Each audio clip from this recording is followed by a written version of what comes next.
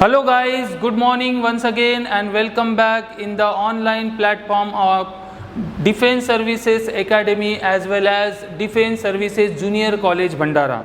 सो बच्चों, हमारा जो कंटिन्यूसली हम जो टॉपिक्स पढ़ते हैं लास्ट वीडियो लेक्चर तक के optics, that is refraction and reflection of light, है ना, जो आपके क्लास 10th में था। साथ ही साथ ऑप्टिक्स से रिलेटेड मतलब स्टडी ऑफ लाइट से रिलेटेड और भी कुछ फिनोमिनन अपने क्लास 10th में डिस्कस किए।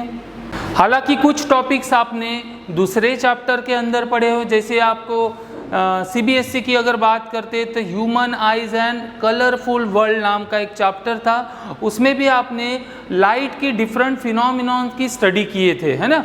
तो वो भी एक ऑप्टिक्स का ही पार्ट है, तो हम इस ऑप्टिक्स के अंदर ही बच्चों उस टॉपिक को भी कवर करेंगे। So human eyes and colourful world में आपने refraction of light through the prism पढ़ा था, याद है। तो प्रिज्म क्या होता है बच्चों? Prism like a lens, it is a transparent material से बना हुआ रहता है, लाइक ग्लास एंड प्लास्टिक, है ना। और उसका शेप कैसा होता है? It has 3 rectangular faces and 2 triangular faces. क्या बोला? जैसे देखिए, ये हमारी जैसी कॉपी है, इसको अगर मैं इस तरह से शेप कर लूँ तो देखिए इस तरह का होता है हमारा प्रिज्म। इसमें एक रेक्टेंगुलर फेस हो गया, ये पीछे वाला दूसरा रेक्टेंगुलर फेस, और जिसके ऊपर एक स्टैंड होता है जिसको बोलते हैं हम बेस ऑफ द प्रिज्म, ये भी कैसा रहता है? Rectangular face. तो 1 2 3 rectangular faces and 2 triangular faces, तो इसको कहते हैं बच्चों हम प्रिज्म, ठीक है। और ये जो एंगल बनता है, ये दोनों फेसेस को जिसके ऊपर ये प्रिज्म हमारा खड़ा होता है, स्टैंड होता है, उसको कहते हैं हम बेस ऑफ द प्रिज्म। और ये एक फेस और ये दूसरा बैक वाला फेस, इन फेसेस को क्या बोलते थे हम? Refracting faces.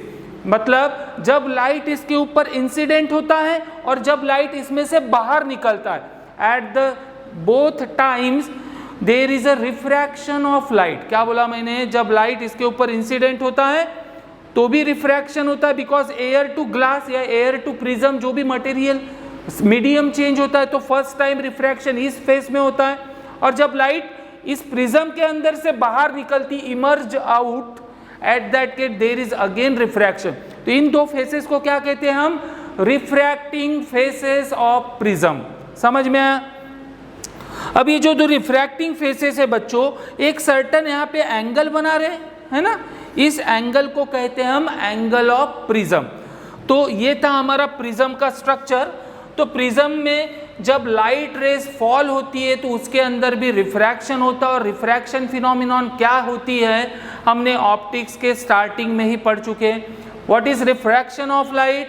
When light rays fall on a particular medium, then its direction get changes and light rays after passing from one medium to another medium it get bends, और bending of light को ही कहते हैं हम refraction of light. सो हमने देखा है class 10 में कि जब प्रिज्म को हम किसी पर्टिकुलर प्लेस पे रखते हैं और उसके ऊपर कोई लाइट को फॉल करते हैं, अलाउ करते हैं, तो लाइट जब उसके ऊपर इंसिडेंट होती है तो जैसे ही ये फर्स्ट फेस मैंने बताया कि प्रिज्म के पास 2 रिफ्रैक्टिंग फेसेस होते हैं, this is the first face, this is the second refracting face, और ये जो नीचे वाला है इसको क्या कहेंगे? बेस।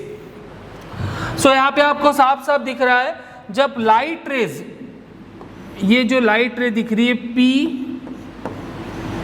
और ये E, ठीक है, PE नाम से रिप्रेजेंट किया, देखो यहाँ पर लिखा है PE, that is incident ray. So when light raise fall on the first refracting face of the prism, what happen? देखिए लाइट यहाँ पर इंसिडेंट हो रही है, ये हमारा रिफ्रैक्टिंग सरफेस है, मीडियम है जिसके ऊपर लाइट इंसिडेंट हो रही है। अब देखिए इस रिफ्रैक्टिंग सरफेस को यहाँ पे हमने एक नॉर्मल ड्रॉ कर दिया। हमने पढ़ चुके हैं एंगल ऑफ इंसिडेंस किसे कहते हैं, angle of refraction, angle of reflection. So इस पर ये जो सरफेस है बच्चों, इसको मैंने एक परपेंडिकुलर ड्रॉ किया, मतलब हम इसको कहेंगे normal. So angle made by the incident रे विद द नॉर्मल, इस एंगल को क्या कहेंगे? एंगल ऑफ इंसिडेंस, है ना। सो इस पर्टिकुलर एंगल ऑफ इंसिडेंस से हमारी जो रे है पी क्यू क्या हो गई, इसके ऊपर इंसिडेंट हुई। और जैसे हमने पहले शुरुआत में पढ़ चुके हैं, जब लाइट रे एक मीडियम से दूसरे मीडियम में जाती है, when light rays enter from one medium to another, here suppose light rays passing from air and suppose this prism is made up of glass, मतलब क्या हुआ, मीडियम चेंज हुआ। तो जैसे ही लाइट रेज एयर से ग्लास के अंदर या एयर से प्रिज्म के अंदर जाएंगी तो सबसे पहले वो बेंडिंग हो जाएंगी। तो देखिए ये बेंड हो गई, सही है, मतलब लाइट रेज क्या हुई, यहाँ पर रिफ्रैक्ट हो गई। फिर उसके बाद देखिए, जैसे ये ग्लास के अंदर मतलब प्रिज्म के अंदर है, EF को क्या बोला है यहाँ पे, रिफ्रैक्टेड रे।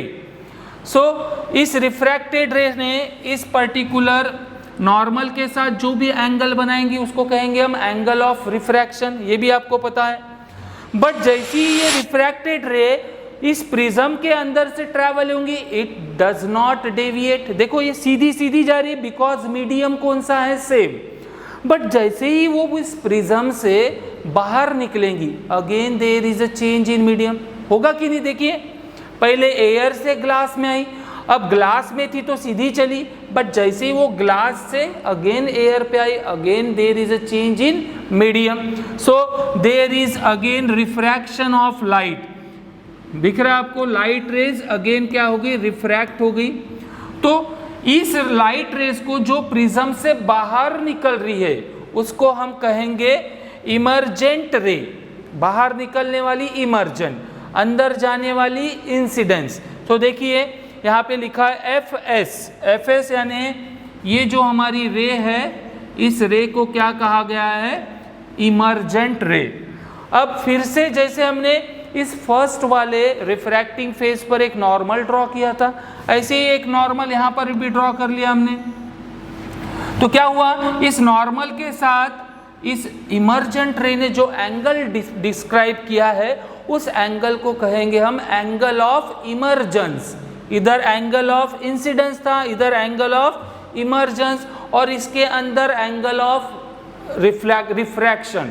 तो ऐसे अलग अलग एंगल्स यहाँ पे हमें क्लास 10th में डिस्कस कर चुके हैं। अब देखो यहाँ पर जो मोस्ट इम्पॉर्टेंट जो लॉ मतलब एंगल है जो हमें यहाँ पे स्पेशली डिस्कस करना है, हो रहा क्या है, ये जो PE है ये हमारी क्या है, इंसिडेंट रे है।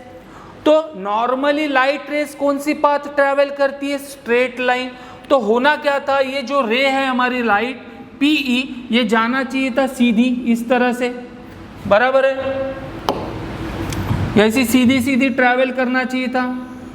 बट हुआ क्या, फाइनली ये रे ऐसी सीधी न जाते हुए इस डायरेक्शन में चली गई, फाइनल जो बाहर निकली। तो देखिए ये था हमारा इंसिडेंट, मतलब इंसिडेंट रे थी, और ये थी हमारी बाहर निकलने वाली रिफ्रैक्टेड रे बोल सकते हैं। तो इन दोनों के बीच में क्या हुआ, इतना डेविएशन हुआ, इतना चेंज इन एंगल हुआ, इसलिए इस एंगल को कहते हैं हम क्या, एंगल ऑफ डेविएशन। मतलब कितने एंगल से हमारी रे भटक गई, बराबर है, अपने पाथ से डेविएट हो गई। सो देखिए ये जो एंगल D बन रहा है, इस एंगल को कहते हैं बच्चों एंगल ऑफ डेविएशन।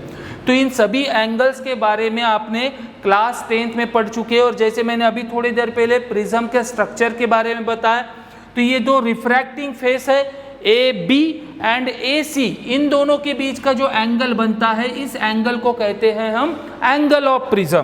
दिख रहा है यहाँ पे, A is the angle of prism. और इसी रिफ्रैक्शन फिनोमिनॉन ऑफ लाइट को हमने क्लास 10th में पढ़ा था। जब कोई वाइट लाइट इस प्रिज्म के ऊपर फॉल होती है तो जैसे ही वो अंदर जाती है और बाहर निकलती है तो हमें डिफरेंट कलर का एक स्पेक्ट्रम मिलता है। बहुत ही मतलब देखने वाली चीज़ होती है, बहुत ही प्यारा दिखता है वो जो स्पेक्ट्रम, डिफरेंट 7 कलर का एक बैंड बनता है, उसको हमने बोला था डिस्पर्शन फिनोमिनॉन, है ना। तो वो सब किसके वजह से होते हैं, due to refraction of light through the prism. तो आगे हमें वो भी डिस्कस करना है। तो चलिए आगे बढ़ते हैं हम यहाँ पर।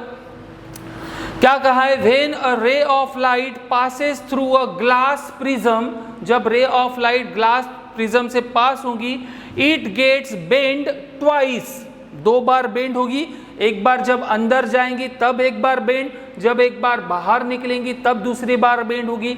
सो it gets bend twice at the air glass interface, starting में क्या आ रही है, एयर से ग्लास में जा रही है, एंड जब बाहर निकलेंगी तो ग्लास से एयर, तो ग्लास एयर इंटरफेस, 2 इंटरफेस है, एक एयर ग्लास, दूसरा glass air.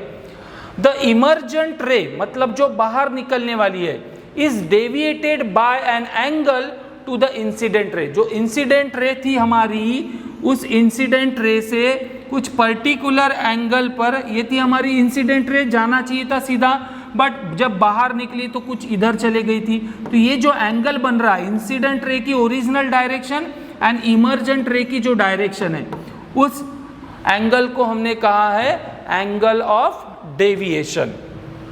Now let us discuss the most important and very interesting phenomenon of light, that is called as dispersion of white light through a glass prism।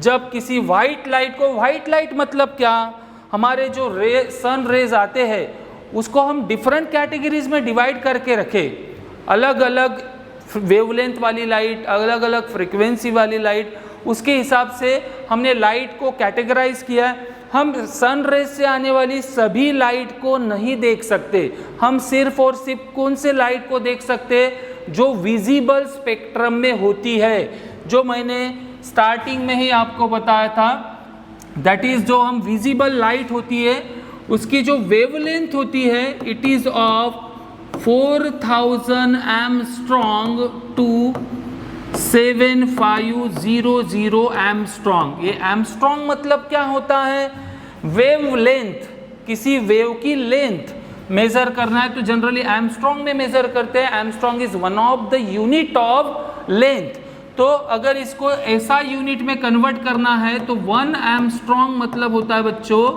10 to the power -10 metre, ठीक है। तो इस wavelength वाली जो light होती है उसी को हम देख सकते हैं, और उस लाइट वाले स्पेक्ट्रम को कहते हैं विजिबल स्पेक्ट्रम। इसके अलावा अल्ट्रावायलेट लाइट होती है, इंफ्रारेड लाइट होती है, जिन लाइट को हम नहीं देख सकते। तो व्हाइट लाइट मतलब विजिबल लाइट, जिसको हम देख सकते हैं नेकेड आईज से, ठीक है। ऐसी कोई व्हाइट लाइट को बच्चों अगर हम किसी ग्लास प्रिज्म से पास करते हैं तो इस तरह का से बहुत ही दिलचस्प नज़ारा हमें देखने को मिलता है। क्या दिख रहा है इस डायग्राम में, यहाँ पे क्या हो रहा है, यहाँ से व्हाइट रे ऑफ लाइट आ रही है जिसकी जो वेवलेंथ है उसके अंदर 4000 एंगस्ट्रॉम से लेकर 7500 एंगस्ट्रॉम ऐसे डिफरेंट वेवलेंथ वाली लाइट छुपी है। व्हाइट लाइट मतलब एक सिंगल लाइट नहीं है, उसके अंदर अलग अलग लाइट छुपी हुई है जिनकी रेंज 4000 एंगस्ट्रॉम से लेकर 7500 एंगस्ट्रॉम तक के है। तो जैसे ही उस व्हाइट लाइट को बच्चों हम इस ग्लास प्रिज्म से पास करेंगे तो क्या हो रहा है, हमें क्या दिख रहा है, यहाँ से डिफरेंट कलर्स वाले लाइट के बैंड्स दिखेंगे। अब ये अलग अलग कलर वाली लाइट आई कहाँ से, ये हमारे सवाल आया था क्लास 10th में। हमने तो सिर्फ व्हाइट लाइट भेजी थी, बट यहाँ पे हमें 7 अलग अलग कलर की लाइट दिख रही है। तो ये किस वजह से होता है, प्रिज्म में ऐसा कौन सा जादू किया कि एक कलर को 7 कलर में बदल दिया। तो कौन सा जादू किया, dispersion of light. Dispersion of light मतलब क्या, the phenomenon of splitting the white light into its constituent colors। क्या कहा मैंने, जो हमारी व्हाइट लाइट है उसके अंदर डिफरेंट रेंज वाली, डिफरेंट वेवलेंथ वाली लाइट छुपी हुई है। उस लाइट की डिफरेंट वेवलेंथ को वहां पे सेपरेट किया जा रहा है, और वेवलेंथ सेपरेट होने के वजह से बच्चों अलग अलग वेवलेंथ वाली लाइट का अलग अलग कलर होता है, और वेवलेंथ सेपरेशन होने के वजह से हमें उन पर्टिकुलर वेवलेंथ वाली लाइट के कलर दिखना शुरू हो जाते, और इसी फिनोमिनन को कहा जाता है डिस्पर्शन ऑफ लाइट। अब और एक सवाल आपको क्लास 10th में आया होगा कि ये लाइट में जो 7 कलर है, जिसको हम विबग्योर से नाम से ऐसे एक सीक्वेंस को याद रखे थे, याद होगा आपको, विबग्योर मतलब violet, indigo, blue, green, yellow, orange and red. तो हमेशा क्या ये रेड कलर ही ऊपर दिखेगा क्या? हमेशा ये वॉयलेट कलर ही नीचे दिखेगा क्या? यस। क्यों दिखेगा? यहाँ पे हो रहा क्या एक्चुअली, जब व्हाइट लाइट इसके अंदर से पास हुई तो मैंने क्या हुआ, ये प्रिज्म ने क्या किया, उसके अंदर छुपी हुई डिफरेंट वेवलेंथ वाली लाइट को अलग अलग एंगल से सेपरेट कर दिया। तो सबसे कम एंगल से कौन डेविएट हो रहा है? डेविएट हो रहा है मतलब अभी समझा है मैंने डेविएशन। होना क्या चाहिए था, ये लाइट सीधी जाना चाहिए था, है ना, जो ये लाइट आ रही है व्हाइट लाइट, ये सीधी सीधी जाना चाहिए था। बट हुआ क्या, ये जो रेड कलर वाली लाइट है कुछ इतने एंगल से डेविएट हुई, येलो कलर वाली लाइट है कुछ ज़्यादा एंगल से डेविएट हुई, है ना। तो अलग अलग कलर वाले लाइट अलग अलग एंगल से डेविएट हो रहे। तो ये किस वजह से हुआ? जो रेड कलर वाली लाइट होती है बच्चों, उसकी जो वेवलेंथ होती है वो सबसे ज़्यादा होती है अमॉन्ग दिस 7 कलर, और जिसकी वेवलेंथ ज़्यादा उसका एंगल ऑफ रिफ्रैक्शन सबसे कम, मतलब वो सबसे कम एंगल से डेविएट होंगी। तो red colour has a maximum wavelength, that's why angle of deviation of the red colour is minimum amongst the all colour. और उसी तरह जो violet colour, indigo colour, blue colour, ये लगभग एक ही शेड में आते हैं। ये देखो तीनों, ये ब्लूइश कलर के तीनों शेड है। इन तीनों में सबसे जो कम वेवलेंथ होती है वो होती है वॉयलेट कलर की। तो जिसकी वेवलेंथ सबसे कम, उसका जो डिस्पर्शन है वो सबसे ज़्यादा होगा, उसका डेविएशन, रिफ्रैक्शन सबसे ज़्यादा होता है। इसीलिए इस कलर सीक्वेंस में, इस डिस्पर्शन ऑफ लाइट फिनोमिनॉन में हमें जो स्पेक्ट्रम ऑफ लाइट मिलती है, स्पेक्ट्रम मतलब आफ्टर द डिस्पर्शन जो 7 कलर का एक बैंड बना है, उस बैंड को ही कहते हैं स्पेक्ट्रम। तो स्पेक्ट्रम में बच्चों जो 7 कलर है उसमें हमेशा रेड कलर ऊपर दिखेगा, because it is deviated by a smaller angle, because it has a higher wavelength, and जो एंगल ऑफ डेविएशन रहेगा किसका, वॉयलेट कलर का, वो मैक्सिमम रहेगा, because it has a minimum wavelength. तो ये चीज़ें, ये जो रीज़न है हमें याद रखना है। सो चलिए फाइनली एक और लुक कर लेते हैं हम डिस्पर्शन ऑफ लाइट फिनोमिनॉन के ऊपर से। सो क्या कहा है बच्चों, when a beam of white light is pass through a glass prism, it is split up into a bands of colour called spectrum. जब व्हाइट लाइट को हम किसी प्रिज्म के अंदर से पास करते हैं तो वो व्हाइट लाइट 7 डिफरेंट कलर के बैंड्स में सेपरेशन हो जाता है उनका, और उस कलर बैंड को ही हम क्या कहते हैं, spectrum. This is called the dispersion of white light. और ये जो फिनोमिनॉन होती है, इसी फिनोमिनॉन को क्या कहते हैं हम, dispersion of light. The spectrum of white light has a colors that is violet, indigo, blue, green, yellow, orange and red, that is Vigour. The red color bends the least. जैसे मैंने कहा जो red colour है उसकी bending सबसे कम होती है। क्यों होती है, रीजन भी बताया, because it has a maximum wavelength, and the violet light bends the most because it has minimum wavelength. तो ये जो फिनोमिनॉन थी आपने क्लास 10th में बच्चों ऑलरेडी पढ़ी थी, बस एक बार हमने इसका रिवीजन कर लिया। अब आने वाले नेक्स्ट लेक्चर में ऐसा ही एक इंटरेस्टिंग टॉपिक जो आपने क्लास 10th में पढ़ चुके हैं, फिर से हम उसको एक बार रिवाइज करेंगे। सो मिलते हैं बच्चों नेक्स्ट वीडियो में। देखते रहिए लगातार वीडियोस, और अपने ज्ञान को, अपने कॉन्सेप्ट को फिर से बिल्डअप करना है, ताकि हम 11th 12th में और कॉम्पिटिटिव एग्जाम में अच्छे से फाइट कर सके। Okay, so thank you very much and have a nice day.